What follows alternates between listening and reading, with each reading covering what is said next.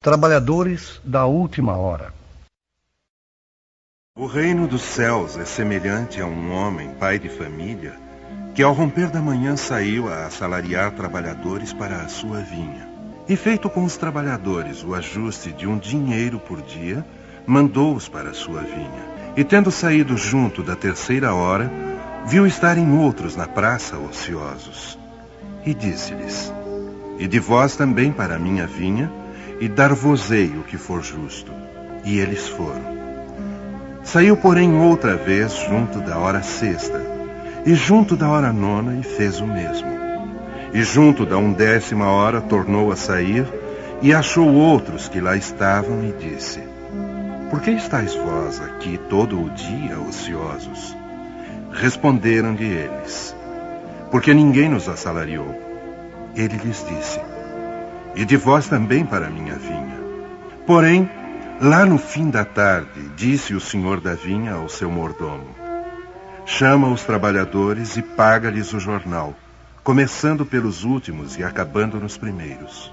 Tendo chegado, pois, os que foram junto da hora 11ª, recebeu cada um seu dinheiro. E chegando também os que tinham ido primeiro, julgaram que haviam de receber mais. Porém, também estes não receberam mais do que um dinheiro cada um. E ao recebê-lo, murmuravam contra o pai de família, dizendo: Estes que vieram por último não trabalharam senão 1 hora. E tu o igualaste conosco, que aturamos o peso do dia e da calma. Porém ele, respondendo a um deles, lhe disse: Amigo, eu não te faço agravo. Não convieste tu comigo num dinheiro? Toma o que te pertence e vai-te, que eu de mim quero dar, também a este último, tanto quanto a ti. Visto isto, não me é lícito fazer o que quero? Acaso o teu olho é mau porque eu sou bom? Assim serão últimos os primeiros, e primeiros os últimos, porque são muitos os chamados e poucos os escolhidos. Instruções dos Espíritos. Os últimos serão os primeiros. Constantino. O trabalhador da última hora tem direito ao salário, mas para isso é necessário que se tenha conservado com boa vontade à disposição do senhor que o devia empregar, e que o atraso não seja fruto da sua preguiça ou da sua má vontade. Tem direito ao salário porque, desde o alvorecer, esperava impacientemente aquele que por fim o chamaria ao labor. Era trabalhador e apenas lhe faltava o que fazer. Se tivesse, entretanto, recusado o trabalho a qualquer hora do dia, se tivesse dito: tenham paciência, eu gosto de descansar, quando soar a última hora pensarei no salário do dia. Que me importa esse patrão que não conheço e não estimo? Quanto mais tarde, melhor. Nesse caso, meus amigos, não receberia o salário do trabalho, mas o da preguiça. Que dizer então daquele que, ao invés de simplesmente esperar, tivesse empregado as suas horas de trabalho para cometer estrepolias, que tivesse blasfemado contra Deus, vertido o sangue dos seus semelhantes, perturbado as famílias, arruinado homens de boa fé, abusado da inocência? O que será dele? Será suficiente dizer à última hora: Senhor, usei mal o meu tempo, empregai-me até o fim do dia para que eu faça um pouquinho que seja da minha tarefa e pagai-me o salário do trabalhador de boa vontade? Não, porque o Senhor lhe dirá: não tenho agora nenhum trabalho para ti. Desperdiçaste o teu tempo, esqueceste o que havias aprendido, não sabes mais trabalhar na minha vinha.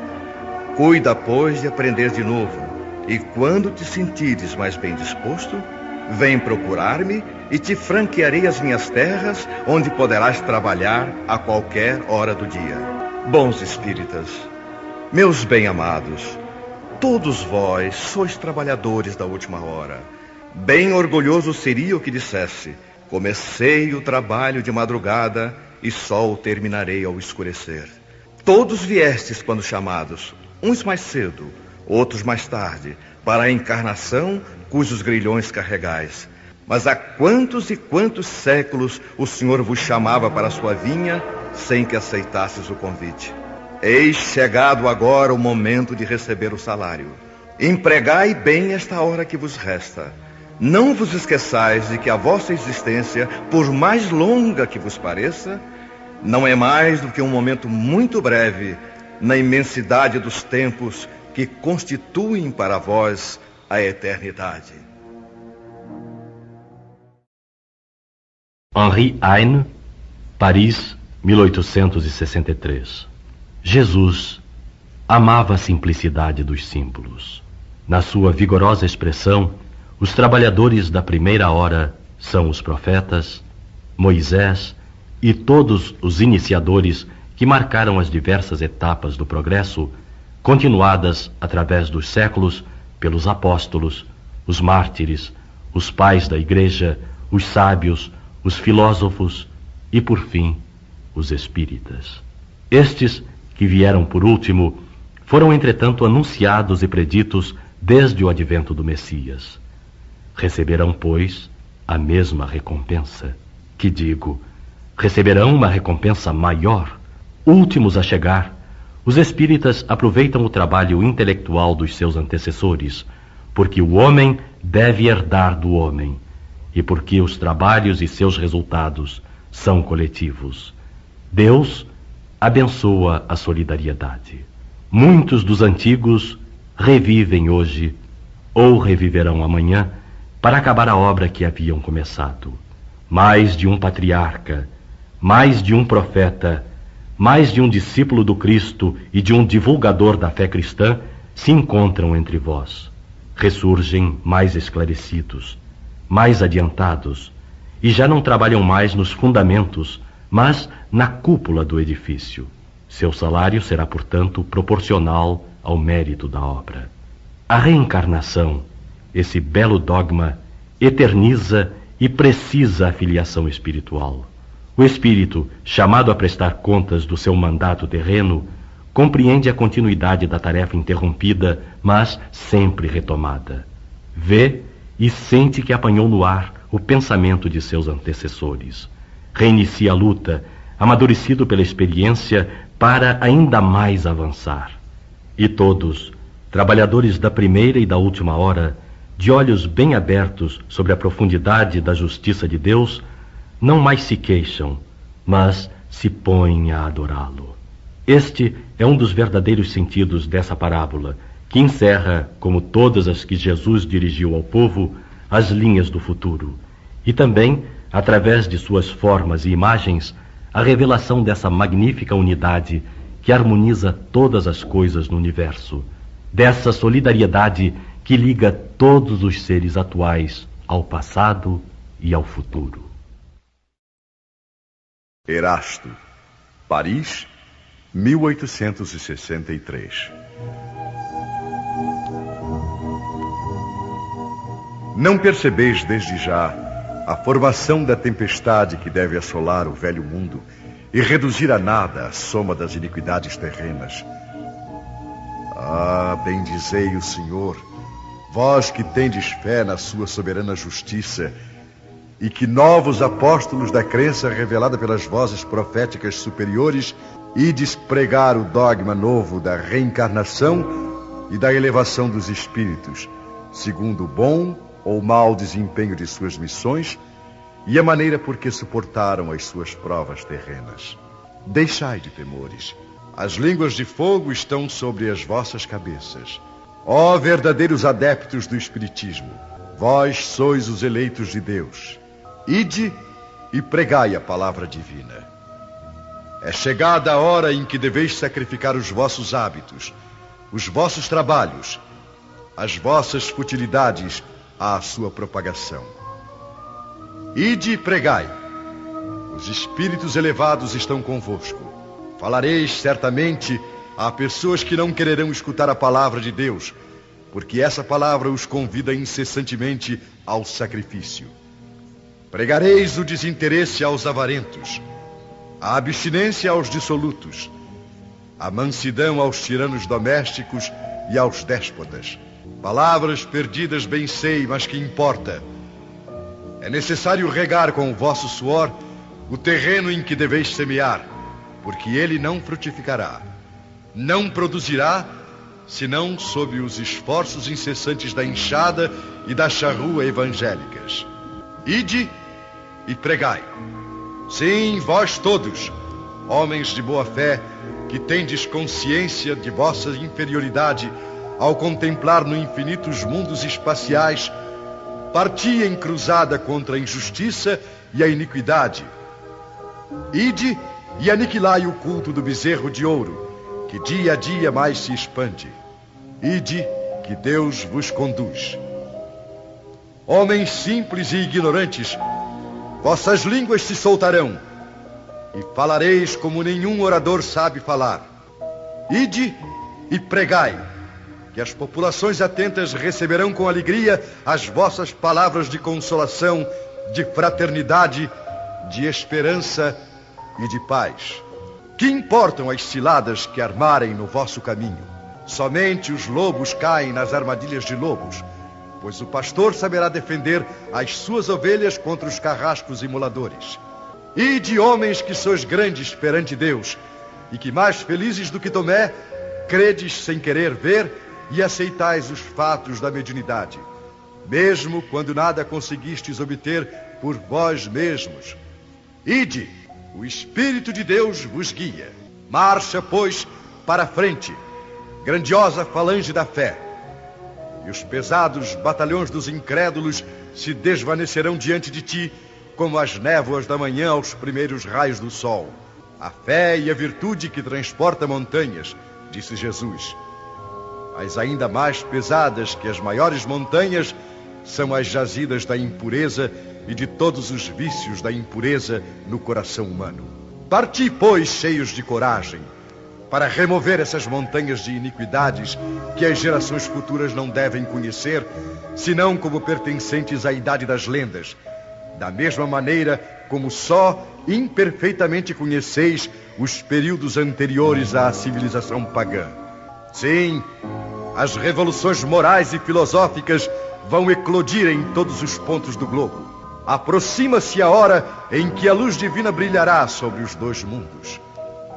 E depois, levando a palavra divina aos grandes que a desdenharão, aos sábios que desejarão prová-la, e aos simples e pequeninos que a aceitarão, pois principalmente entre os mártires do trabalho, nesta expiação terrena, encontrareis entusiasmo e fé. Ide, que estes receberão jubilosos, agradecendo e louvando a Deus a consolação divina que lhes oferecerdes. E baixando a fronte, renderão graças pelas aflições que a terra lhes reservou.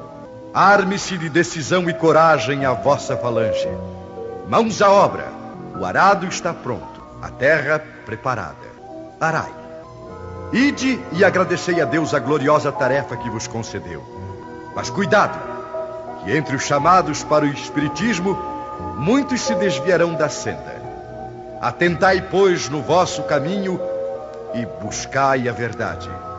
Perguntareis então, se entre os chamados para o espiritismo muitos se transviaram, como reconhecer os que se acham no bom caminho? Responderemos: podeis reconhecê-los pelo ensino e a prática dos verdadeiros princípios da caridade, pela consolação que distribuírem aos aflitos, pelo amor que dedicarem ao próximo, pela sua abnegação e o seu altruísmo.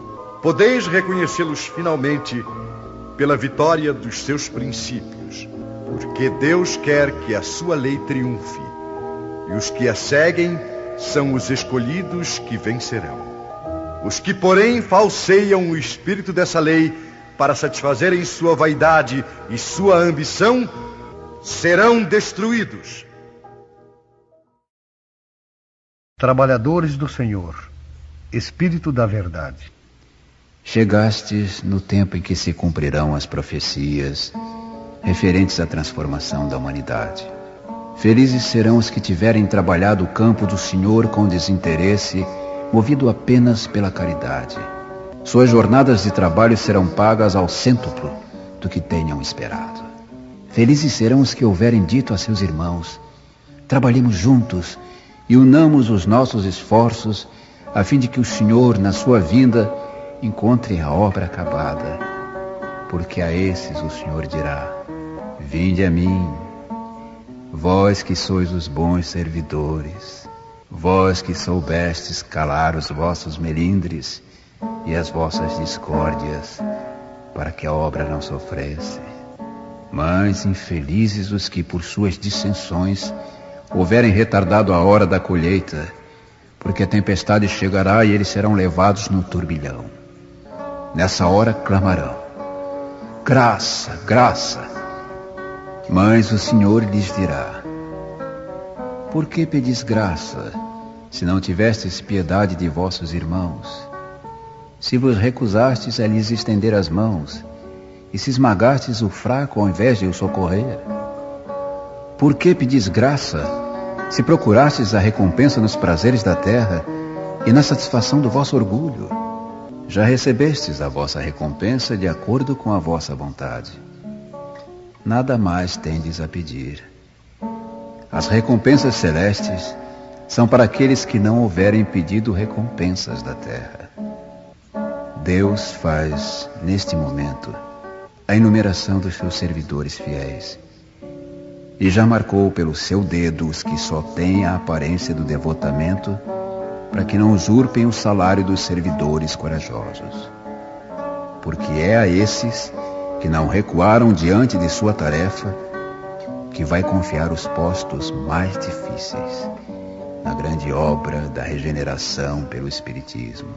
E estas palavras se cumprirão: os primeiros serão os últimos, e os últimos serão os primeiros no reino dos céus.